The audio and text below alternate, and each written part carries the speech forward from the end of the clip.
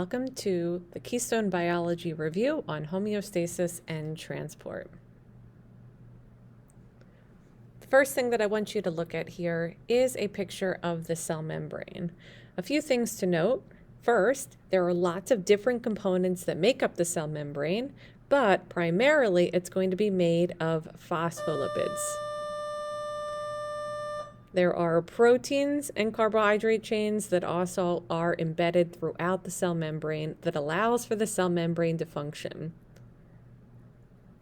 The cell membrane itself is going to be the primary organelle that's responsible for moving structures into and out of and throughout the cell. So how does that happen? Well, if I break them down into the two main parts of a cell membrane, the first thing that we're going to look at is the phospholipid. The phospholipid is going to help control what enters and leaves the cell because the hydrophilic head is going to be the area that's going to attract water, and it's going to repel a lot of those nonpolar substances, where the hydrophobic tail is going to be the area that will repel those polar, charged, or large molecules. So this is going to help to control what enters and leaves the cell. So typically, the only things that can enter past these phospholipids are things that are small enough and non-polar to be able to get from one side to another. So something like oxygen or carbon dioxide. But water, since it is polar, it's going to have a harder time, and therefore water is going to require the use of a special protein in order to get from one side to the other. So proteins are going to allow for larger or polar or charged molecules to be able to get into and out of the cell. So there are a few different types of transport. The first is passive transport. Passive transport, like shown here with diffusion without the use of a membrane protein, and facilitated diffusion, which is diffusion but using a membrane protein, have two commonalities. You do not use ATP energy with passive transport. This is because these molecules are in constant motion, so they, on their own, are going to diffuse from areas of high concentration to low concentration. Another example of passive transport is osmosis. Now this is important because cells, living cells, are constantly surrounded by water, whether it's your blood that is a water solution or whether you're an aquatic organism and water is all surrounding you. If you have cells that are placed into a solution that is hypotonic, meaning that the solute concentration outside of the cell is lower than the solute concentration inside the cell, cells are going to gain water in a net direction.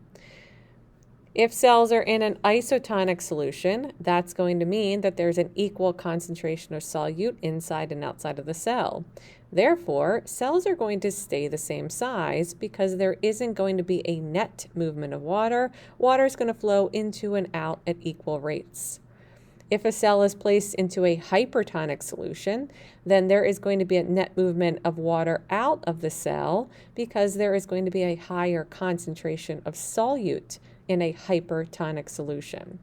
So to remember which way water flows, remember that water always moves towards that hypertonic side. So in this case, if the outside is hypotonic, then that means that inside the cell is going to be hypertonic. And the only way you don't have the net movement is if the two solutions are equal. The other type of transport is active transport. So in the case here where we're using proton pumps to have proteins that are going to have a shape change, move molecules from low to high concentration. In order for active transport to happen, it's going to require the energy use. Because these proteins have to change shape, they require energy. And for protein pumps, they are going to move molecules from low to high concentration. So they will drag them from low to high concentration. Another example of Active transport would be when you need to move large molecules. So this would be where you have large molecules that need to come into the cell. This is endocytosis, or where you've manufactured a large molecule and you need to ship it out of the cell. That's exocytosis. And you also need to be able to move materials within the cell. So to do that, you're going to rely upon organelles that are part of your endomembrane system. So in particular, the rough and the smooth endoplasmic reticulum. The rough ER has the ribosomes on them, and therefore they can generate proteins. And then they can ship them to the Golgi apparatus. The Golgi apparatus is going to receive the proteins. It's going to possibly modify them, package them in their own membrane vesicle, and then send them on their way. So if we were to trace the path of the proteins, they would be made, if they're going to be exported out of the cell, on the rough ER, travel from a vesicle, from the rough ER to the Golgi, be modified in the Golgi, and then be sent again in a vesicle to the cell membrane or out of the cell.